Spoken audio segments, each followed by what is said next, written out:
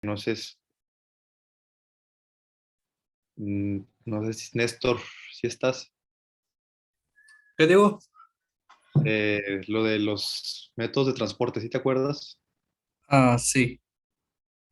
Bueno, se dividen en activo y pasivo. El pasivo es el difusión simple y facilitada. En la simple pasan las sustancias así solas y en la facilitada requiere de un transportador. El transporte activo, este requiere de energía porque va en contra de un gradiente.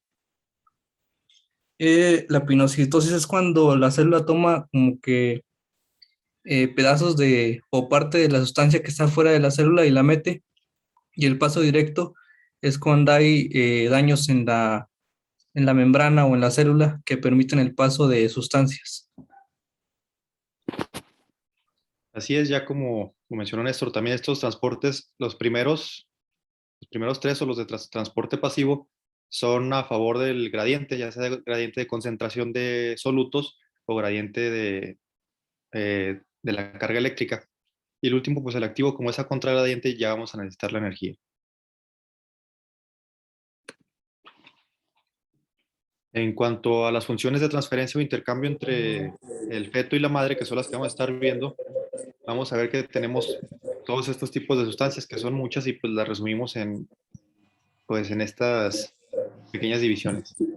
Primero, el transporte de oxígeno y dióxido de carbono, pues para que esté pues, la respiración celular con el feto. Esto va a ser a través de una difusión simple. El intercambio de agua va a ser a través de proteínas de canal, como lo son las acuaporinas. Estas van a estar, pues, puestas en la membrana amniocoriónica, donde van a estar haciendo el transporte de agua. Ahorita vamos a ver cómo se va a estar regulando el nivel de líquido amniótico. Los hidratos de carbono, estos pasan por difusión facilitada para nutrir al feto. Los aminoácidos, estos son por transporte activo, porque como sabemos, pues la madre va a tener todos los nutrientes y los tiene que pasar al feto para que se empiece a desarrollar. Bueno, en este caso la inmunoglobulina, que la única que pasa a la placenta es la inmunoglobulina G. Esta va a pasar por pinocitosis. Perdón, también tenemos los lípidos. Estas son por difusión simple. Los lípidos tienen que transformarse en ácidos grasos libres, bueno, simples, que se van a unir a la albúmina. Entonces, si llegan como triglicéridos o como colesterol, tenemos unas lipasas en esta zona que va a hacer que pues, los lípidos se estén dividiendo, se estén rompiendo para poderse unir a la albúmina y ahora sí poder pasar la barrera placentaria. Entre otros, pues tenemos electrolitos, como pueden ser estos ejemplos de calcio, fósforo, yodo, hierro, magnesio, sodio, cloro, potasio y pues ahorita vamos a ver los demás que hay. Aparte de esta función de transferencia para la nutrición del feto, su crecimiento y la eliminación de ciertas sustancias, también van a poder pasar ciertos pues, agentes dañinos, como pueden ser los agentes derivados del alcohol, bueno, si la madre es alcohólica, o del tabaco, bueno, y otras drogas también, que vamos a tener los síndromes dependiendo de la droga que esté usando la madre. Otros serían los microorganismos, que aquí se maneja pues el TORCH. La T es por toxoplasmosis, la O a veces lo consideran como toxoplasmosis, o otras veces lo consideran como otros microorganismos como sífilis, la R de rubiola, la C de citomegalovirus y la H de herpes simple o de VIH. Todos estos van a estar pasando la barrera hematoplacentaria e infectando también a nuestro feto.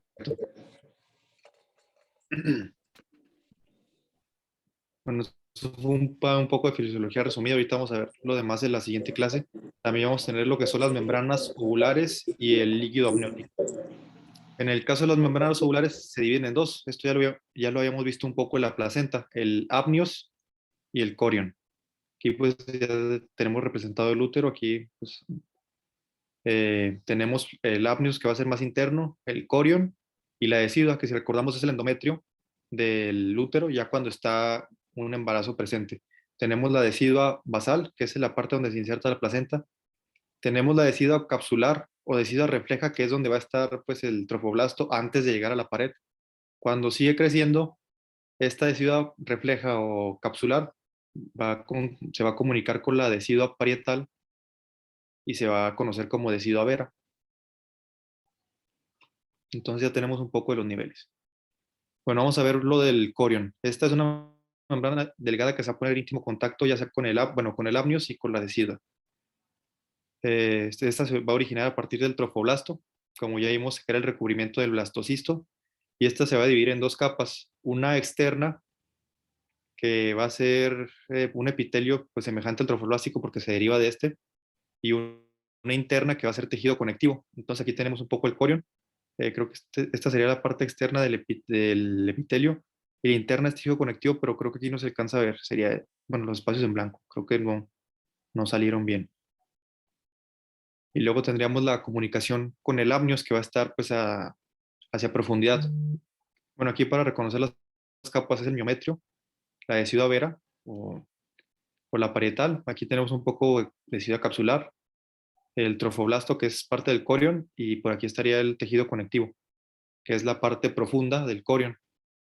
Con el amnios va a ser un poco diferente en estas capas. La parte superficial va a ser de tejido conectivo o de una conjuntiva que pues va a estar en contacto con el tejido conectivo del corion, y una profunda que va a estar en contacto con la cavidad amniótica, que es un epitelio cúbico. Estas pues se van a unir para hacer el principal, bueno, van a participar en el paso de agua y de varios solutos en el líquido amniótico, que ahorita los vamos a ver, todos los que tenemos. Bueno, ya pasando al líquido amniótico, este va a estar compuesto por, aparte de por agua, por muchas sustancias tanto orgánicas como inorgánicas. Ahorita vamos a ver cuáles son. El líquido amniótico tiene un papel importante en su producción tanto en la madre como en el feto. Al principio es más importante la aportación que tiene la madre, y ya después la aportación que tiene el feto con su desarrollo, ya sea de aparato respiratorio, digestivo, que pueda deglutir y que el feto esté sano, porque si llega a tener atresias, pues este líquido puede llegar a haber un polidramnios, o si no se desarrolla bien su sistema urinario, puede haber un oligohidramnios. En cuanto al volumen, va a variar un poco, bueno, va a variar mucho, perdón. Alrededor de la semana 10 son 30 mililitros, de la semana 12 van a ser 50 mililitros, de la semana 20 son creo que 350 a 400 mililitros.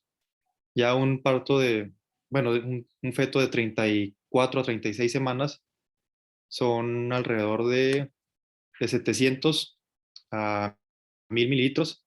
Y ya después de esto, después de las 36 semanas, llegando a las 41 42 semanas, tenemos una disminución fisiológica del líquido amniótico. Esta puede llegar a ser desde alrededor de 500 a 700 mililitros. Bueno, en el líquido amniótico 99% es por agua, y la otra cantidad va a ser por solutos que vimos aquí, orgánicos o inorgánicos. Son los que vamos a ver. En cuanto a los componentes eh, inorgánicos, tenemos el sodio, potasio, cloruro, calcio, magnesio, todos estos electrolitos que ya habíamos visto. Ahora vamos a pasar a los componentes orgánicos. Estos tenemos los principales, bueno, se dividen en estos que ya vimos al principio. Son hidratos de carbono, como puede ser la glucosa, sacarosa, arabinosa y fructosa, lactosa y pues varios más. En este caso, la glucosa sería el principal hidrato de carbono o el que más va a utilizar el feto, por eso va a ser el que más se va a encontrar. En cuanto a las enzimas, tenemos fosfatasa alcalina, amilasa, cistinoaminopeptidasa y acetilcolinesterasa. Todas estas enzimas, pues cuando hacemos estudio del líquido amniótico, pueden estar elevadas dependiendo de si hay una patología o no. En el caso de la acetilcolinesterasa, por poner un ejemplo, esta se incrementa cuando tenemos defectos en el tubo neural. También tenemos hormonas como pueden ser tiroxina, insulina, renina, oxitocina, prolactina, lactógeno placentario, bueno, todos estos que vamos a ver en el siguiente tema. Elementos fetales y elementos de las membranas amnióticas, todos estos van a ser detritus o descamación pues del epitelio superficial, o las células que van a estar en contacto con el líquido amniótico se descaman y pues van a estar ahí flotando en el líquido amniótico, que en realidad es una cantidad muy pequeña lo que hay. Sustancias producidas por el feto serían pues el meconio, que en este caso se reconoce que el meconio no indica una patología. También podemos tener bilirrubina, ácido úrico, urea, creatinina, todas esas cosas. Y pues también el surfactante, que esto nos va a ayudar a que se desarrolle, bueno, va a ser un indicador que el aparato respiratorio se esté desarrollando de una manera correcta, que también eso lo podemos estar midiendo cuando estudiamos el líquido amniótico. Bueno, en el caso Entonces, de... por ahí, en cuanto a la cantidad de líquido amniótico, De acuerdo, podemos tener, ya mencionadas las cifras. Sí.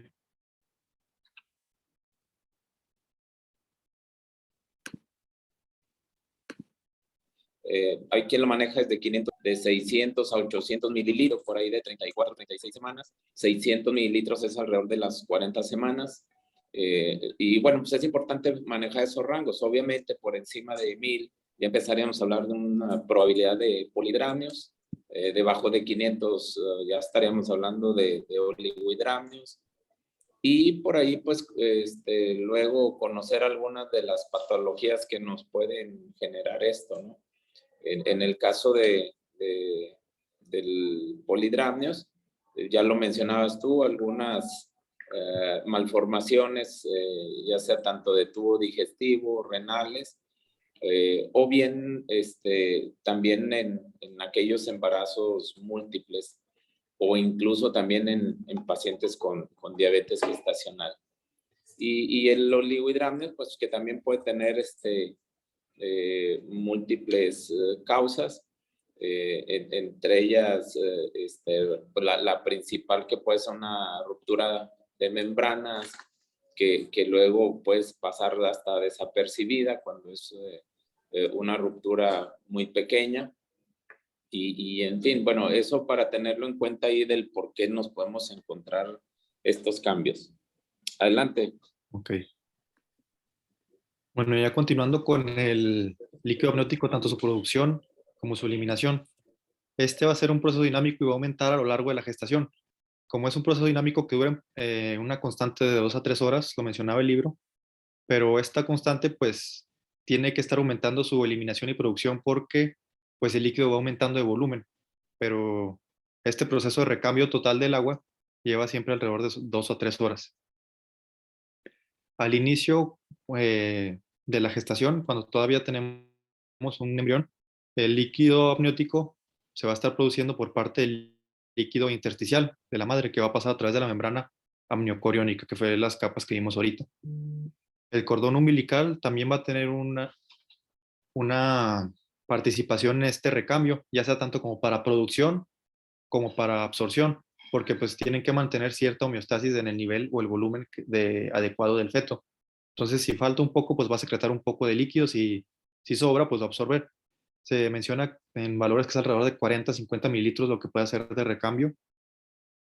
En cuanto al feto, bueno, ya cuando pasamos ahora sí a feto que puede participar en el recambio, en la absorción, al principio va a estar produciendo líquido a través de la piel del feto antes de que empiece la queratinización de la piel. Después de que empiece la organogénesis, cuando ya tenemos un aparato respiratorio que se empieza, bueno, ya medianamente desarrollado, puede llegar a tener una producción de 300 a 400 mililitros al día el aparato respiratorio. Y pues también el aparato urinario, también este va a estar produciendo líquido, que pues también va a depender, bueno, también va a poder causar alteraciones en el nivel o el volumen de líquido si tenemos alteraciones o algunas atresias en estos aparatos. En cuanto a la eliminación, pues va a ser por membranas ovulares, como es el corion y el amnios, la membrana amniocoriónica, los puede estar absorbiendo, o por deglución del feto, que la deglución del feto ya a finales del embarazo llega a ser alrededor de 400 mililitros al día, lo que va a estar absorbiendo tanto del feto, tanto deglución como del aparato digestivo como su entrada al aparato respiratorio. En el caso de las funciones, pues son todas estas y son, para estarnos ayudando al desarrollo del feto. Va a crear un espacio para su adecuado crecimiento, que no esté como que topando en algún lado. Va a tener una acción bactericida y bacteriostática. También va a tener un papel en el desarrollo del pulmón ya cuando lo empieza a absorber. Nos va a ayudar a evitar adherencias en las bridas del amnios, como podemos conocer las bridas amnióticas que llegan a causar hipoplasias o hasta amputaciones de los miembros. También va a ser un medio protector contra traumatismos externos que llegue a sufrir la madre por el agua que va a estar, bueno, por el líquido que va a estar como que amortiguando golpes que pueda llegar a sufrir la madre. También el agua nos va a ayudar a regular su temperatura y pues los movimientos del feto que van a ayudar a que se esté desarrollando pues la musculatura que como se puede estar moviendo, a ver si funciona todo eso. También va a colaborar en el desarrollo normal del aparato digestivo al momento de la deglución.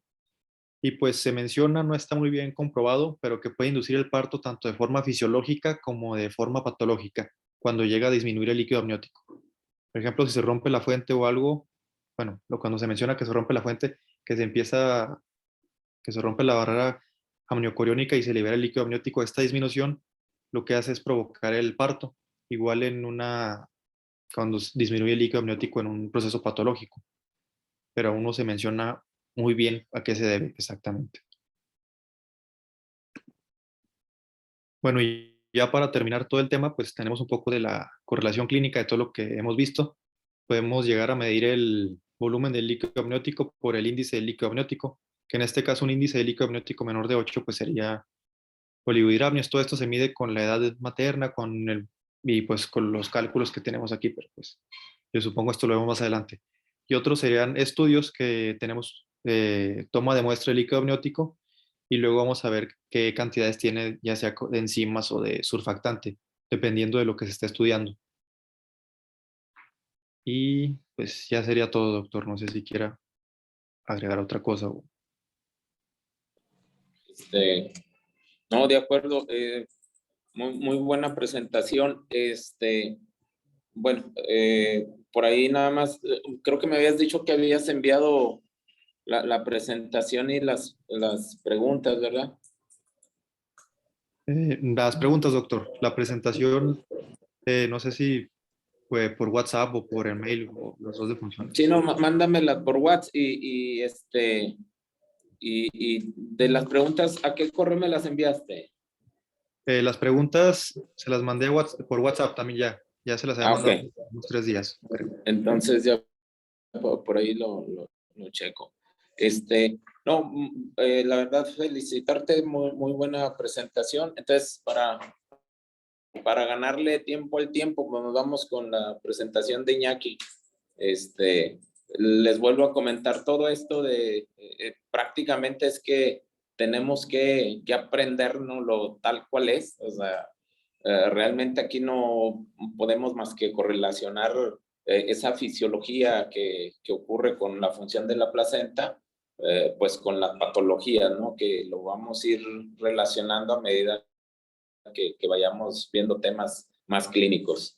Esto es fisiología, parte pues de la anatomía fetal y de placenta, y bueno, pues aprenderlo tal cual. Nos vamos con la siguiente presentación, Iñaki. Gracias, Diego. Ahí voy. Gracias, doctor. Voy. Ya se ve, ¿verdad? Ya pueden ver. Sí, ya. Esperen. Ahora sí ya pueden ver, ahora sí bien. Es que no la podía cambiar, pero bueno, ahí está. Bueno, vamos a ver la función endocrina de la placenta, que es pues el tema continuo de Diego. Tiene mucho que ver con el de Diego. Diego ya explicó varias cosas de las que yo pues iba a explicar, pero las voy a volver a explicar. ¿Sí? Pues bueno, la placenta tiene 3 funciones principales. La función de transferencia o intercambio materno-fetal, que va a ser importante tanto para la segunda función, que es la que vamos a revisar hoy,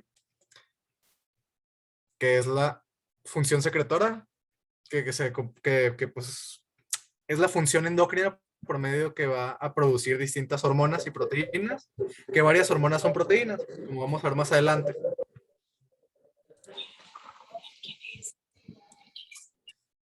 ¿Me están preguntando algo? ¿No? Es que se escuchan como... Bueno, no. Las voces. Bueno, sí, como voces.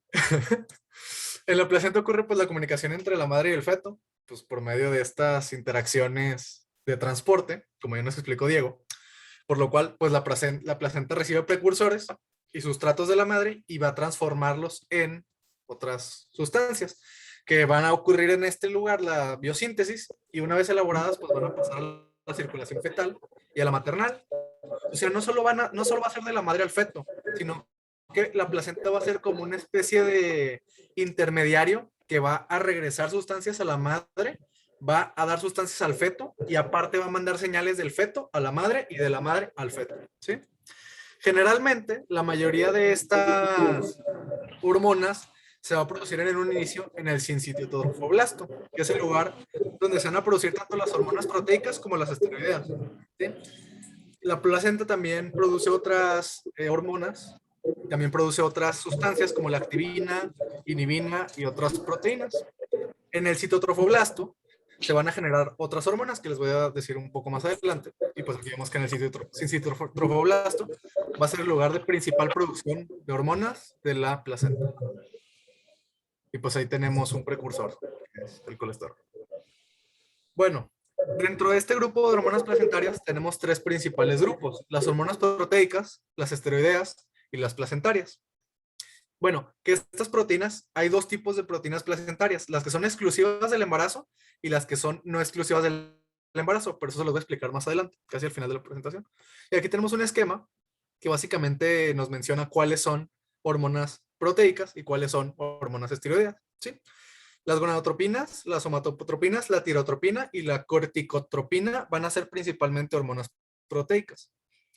Y las esteroideas generalmente va a ser principalmente la progesterona, y de la progesterona van a desprenderse o van a escindirse algunos estrógenos, ¿sí? Y básicamente esta diferencia es más bioquímica que de función, aunque de función todas tienen una función completamente diferente entre sí, ¿sí? Pero esto es porque principalmente estas vienen de el colesterol, que es un precursor de la progesterona, y estas vienen de proteínas que descienden de otras proteínas, como más adelante lo voy a explicar. Vamos a empezar primero con las hormonas proteicas, ¿sí? La principal y la primera hormona proteica que tenemos en la placenta es la hormona gonadotrópica coriónica o la gonadotropina coriónica humana, que básicamente va a tener una estructura muy similar a la hormona luteinizante, solo que va a tener una subunidad B o beta que es única de esta pues, gonadotropina coriónica. Bueno, ya les expliqué lo de la subunidad, pero también es idéntica a otras hormonas como la hormona folículo-estimulante, que es la FSH, y la tirotropina, que es la TSH, ¿sí? Esta presenta un peso molecular de 40.000 a 45.000 Daltons, o 40 kilodaltons, como lo quieran decir ustedes. Tiene una gran cantidad de hidratos de carbono, se produce principalmente en el sincitiotrofoblasto en un inicio, tiene una vida media de 24 horas, por lo cual permite la identificación de tumores trofoblásticos inicialmente cuando está muy elevada, y también permite realizar un diagnóstico precoz de la gestación. Esta es la que utilizan para las pruebas de embarazo rápidas, ¿sí? Bueno, y también para las de sangre, porque se detecta en sangre a partir de la semana 6 del embarazo o incluso muchísimo antes. También tiene una función de estimular la estimulación testicular del feto, la cual induce pues la esteroidogénesis y esta pues la secreción de testosterona inicial. Y a partir de ese momento pues pasa a ser controlado por la propia hipófisis fetal y ya se da una estimulación del propio testículo. Perdón, de hecho ahí para el diagnóstico, por eso es importante que cuando pidamos, ahí es cuantificación de hormona gonadotrofina coriónica, pero la fracción beta, sí, que es lo que la diferencia de las que es otras única. hormonas. Sí, es lo que la hace única a diferencia de la luteinizante, la folículo estimulante y de la tirotropina. Exactamente. Y a partir de 10 días de retraso del periodo, ya la podemos solicitar, digo, bien lo mencionas, la literatura es a partir de 5 o 6 semanas, pero definitivamente con 10 días de retraso ya la podemos pedir su cuantificación y ya puede estar positiva. Ok. Adelante. Bueno, aquí esto último que les voy a mencionar es que su acción más importante es su propiedad luteofílica, que básicamente mantiene el cuerpo lúteo, porque el cuerpo lúteo va a estar produciendo otros esteroides hasta que la placenta propia pueda producir sus esteroides. Y esta es su principal función, mantener el cuerpo lúteo y mantenerlo para que se desarrolle el embarazo correctamente después de la implantación. Bueno, vamos a pasar que la producción de gonadotropina coriónica humana se inicia de forma temprana, como ya nos dijo el doctor hoy, al 8º día después del retraso, pero hasta el 10º ya la vamos a poder cuantificar porque tiene una vida media de 24 horas y aparte se produce 24 horas después de la implantación, ¿sí? Que generalmente ocurre como al día 9, al día 8, que es lo que el doctor nos está diciendo, pero pues ya nos spoileó esta diapositiva. Bueno, la producción de esta hormona se da por la estimulación de la hormona liberadora de gonadotropinas y la producción del esteroide también va a ser una retroalimentación negativa en la cual se inhibe la producción de la hormona liberadora de gonadotropinas en el sitio trofoblasto, ¿sí? Bueno, y aumenta alrededor de las 6 a 10 semanas y después desciende durante la gestación, porque su principal función es la función luteinizante, que básicamente es mantener el cuerpo lúteo para que produzca estrógenos, para que se dé correctamente el embarazo. Pero ya después, cuando el cuerpo lúteo deja de ser esencial, la placenta toma el rol del cuerpo lúteo, ¿sí? Produciendo pues los esteroides. Bueno, vamos a pasar con otro. Doctor, disculpe, ya se va a acabar el tiempo gratis en la sesión. Lo vamos a reiniciar. Va a ser con el mismo enlace que le mandé ahorita. Órale, sale.